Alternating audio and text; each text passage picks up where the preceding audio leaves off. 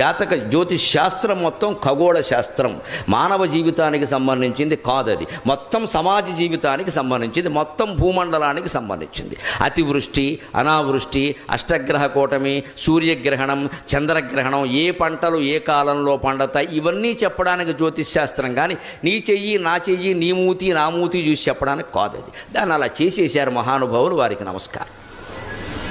ఎందుకంటే వ్యాపారం చేయడానికి బాగా వీలు, మనిషిని ఎంత భయపెట్టేస్తే అంత వీలు. అందులో మీరు మీ జీవితాల్లో మీకు చెప్పిన చూసుకుని 90% అబద్ధాలే, 10 కూడా జరగవు. ఆ జరిగిన వాళ్ళ చేత చెప్పిస్తారు టీవీల్లో, అవి మనం నమ్మేస్తూ ఉంటాం.